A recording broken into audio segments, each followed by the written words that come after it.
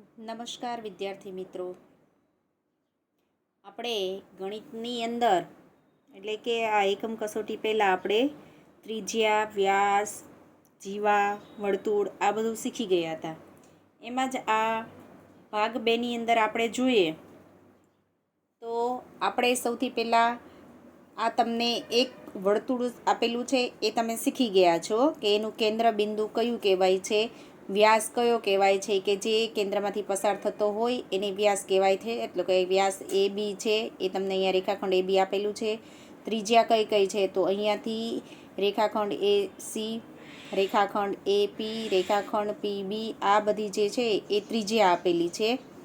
ત્યાર પછી એ સિવાયની જીવાઓ એટલે કે કેન્દ્રની અંદર નથી આવતી તો રેખાખંડ ઈ ડી એક જીવા છે, રેખાખંડ અહીંયા એ સી એ પણ એક જીવા છે, એ તમને આપેલું છે. હવે આપણે દાખલા આવે છે, આ જે શીખવાડેલું છે સર્કલ એના આધારે આપણે પરીક્ષાની એકમ કસોટીમાં પણ મેં તમને પૂછેલું છે એટલે તમને કદાચ આવડી પણ ગયું હશે અને ઉદાહરણ તરીકે હું તમને એક આપીશ પણ ખરા ગણવા માટે.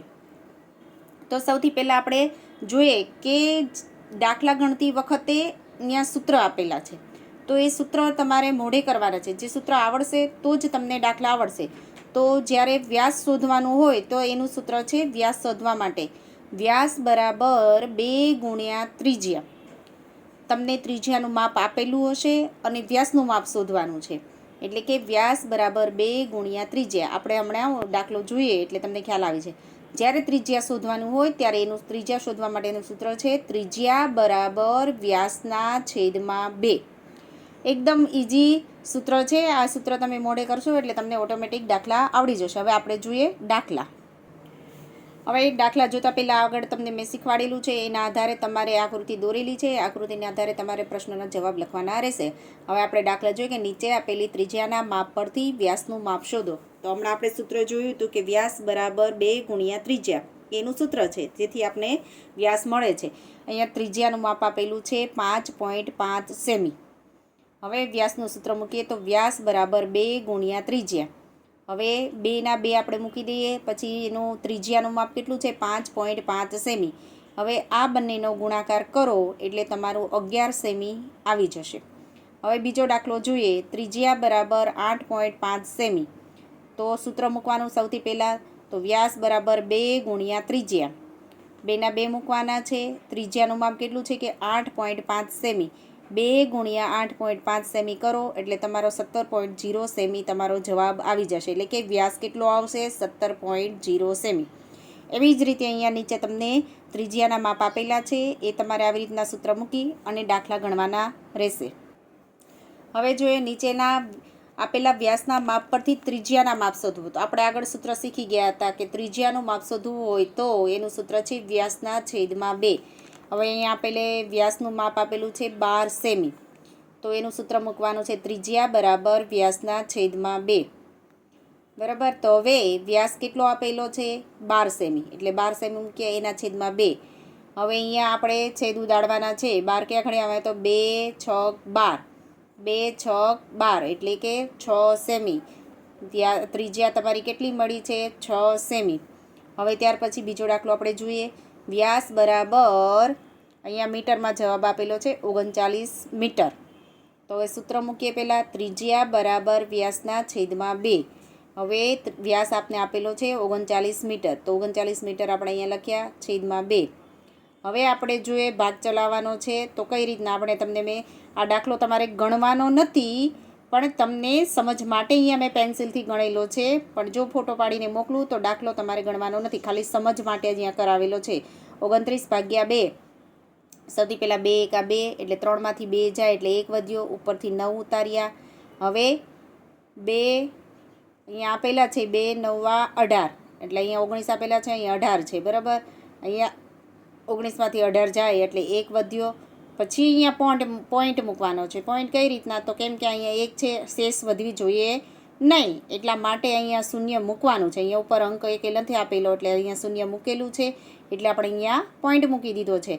હવે અહીંયા 10 આવ્યા એટલે 2 5 10 એટલે એનો જવાબ કેટલો આવશે 19.5 મીટર. વિદ્યાર્થી મિત્રો ખાસ ધ્યાન રાખશો, જ્યારે અહીંયા આવા દાખલાની અંદર શેષ વધવી ન જોઈએ તો એના માટે તમારે અહીંયા પોઈન્ટ મૂકવાનો છે. જ્યારે અહીંયા શૂન્ય મૂકો ત્યારે અહીંયા રકમ 2 જ આપેલી છે, 2 રકમને આપણે નીચે ઉતારી, ત્યારબાદ શેષ 1 વધી છે. હવે એને પાછો ભાગ ચલાવવો હોય તો એની પાછળ શૂન્ય મૂકવું હોય તો ઉપર પછી તમારે પહેલાં એક પોઈન્ટ મૂકી દેવાનો, ત્યાર પછી શૂન્ય મૂકવાનો, એટલે કે 10 થયા, 2 5 10. એટલે અહીંયા હવે ગમે ત્યારે ભાગ ચલાવશો એટલે સીધો આગળ ગમે એટલો ભાગ ચાલે પછી પોઈન્ટ નથી મૂકવાનો, પણ જ્યારે પહેલી વાર શૂન્ય મૂકવો ત્યારે તમારે પોઈન્ટ મૂકવાનો છે. એટલે ત્રિજ્યા બરાબર 19.5 મીટર. હવે અહીંયા બધા વ્યાસના માપ આપેલા છે, એના આધારે તમારે આવી રીતે બધા દાખલા ગણવાના છે અને દાખલા ગણ્યા પછી તમારો જવાબ આવશે એ તમારે આ રીતે જવાબ બરાબર છે કે નહીં એ જવાબ તમારે મેળવવાનો છે. હવે આગળના વિડીયોમાં તમને મેં ખાલી જગ્યા પણ મૂકેલી હતી. એ ખાલી જગ્યા ત્યારે તમને લખવા માટે ના પાડેલી હતી. એનું કારણ એ હતું કે એકમ કસોટીની અંદર તમને પૂછેલા હતા પ્રશ્નો, એટલે મેં ખાલી સમજ માટે ખાલી જગ્યા મૂકેલી હતી. હવે જ્યારે લખો છો ત્યારે આ છેલ્લે તમારે ખાલી જગ્યા અને ખરા ખોટા લખવાના રહેશે. હવે આપણે જોઈએ નીચે આપેલી ખાલી જગ્યા પૂરો. તો પહેલી ખાલી જગ્યા છે કે વર્તુળ પરના કોઈ પણ બિંદુ અને વર્તુળના કેન્દ્ર વચ્ચેના અંતરને ખાલી જગ્યા કહે છે. આપણે જોયેલું હતું વર્તુળ અને એનું કેન્દ્ર બિંદુ અહીંયા આવેલું છે, અને અહીંયાથી ગમે ત્યાં લીટી દોરો, એનું વર્તુળનું બિંદુ છે, એ બિંદુ વચ્ચેના અંતરને ત્રિજ્યા કહે છે, જે આપણે આકૃતિ દ્વારા સમજી ગયા હતા. હવે બીજી ખાલી જગ્યા છે વર્તુળમાં ત્રિજ્યાઓ ખાલી જગ્યા હોય છે તો અસંખ્ય.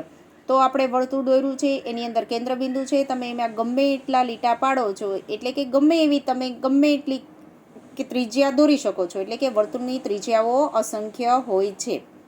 હવે ત્રીજું છે વર્તુળ ઉપરના બે બિંદુઓને જોડવાથી ખાલી જગ્યા મળે છે.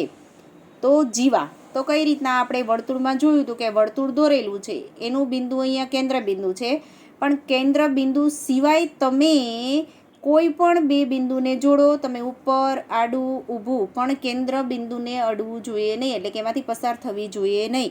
એ સિવાયની તમે ગમે એટલી લીટી દોરો છો, એ બે બિંદુઓને જોડવાથી જીવા મળે છે. વર્તુળના કેન્દ્રમાંથી પસાર થતી જીવા એ ખાલી જગ્યા છે. તો વ્યાસ, તો વર્તુળનો આ જે છે કેન્દ્ર બિંદુ, એમાંથી જે પસાર થાય છે એ વ્યાસ છે. આપણે પહેલાં શીખી ગયા છે કે વ્યાસ કોને કહેવાય, તો એ કેન્દ્ર બિંદુમાંથી પસાર થતી રેખાને વ્યાસ કહેવાય છે. અને આ વ્યાસ છે એ વર્તુળની મોટામાં મોટી જીવા ગણાય છે. હવે ખાલી જગ્યાનું એક બિંદુ વર્તુળનું કેન્દ્ર હોય કે ન પણ હોય, કોનું, તો કે જીવાનું. તો કેવી રીતના, ક્યારેક જીવાનું કે કેન્દ્ર બિંદુ વર્તુળનું કેન્દ્ર હોય અને ન પણ હોય. જો અહીંયા તમને વર્તુળ દોરેલું છે, એમાંથી પસાર થાય તો એ વ્યાસ છે, એ મોટામાં મોટી જીવા છે. એ પસાર થાય છે તો ક્યારેક એનું કેન્દ્ર બિંદુ હોય છે અને ક્યારેક ન પણ હોય, તો એ કોનું, તો કે જીવાનું. કેમ કે ત્રિજ્યા છે તો એ તો કેન્દ્રથી જ ને વર્તુળના બિંદુ પર જ પસાર થઈ છે. હવે જીવા છે એ તમારી કેન્દ્રમાંથી પસાર થાય તો એ મોટી જીવા ગણાય છે, પણ એને વ્યાસ પણ કહેવામાં આવે છે.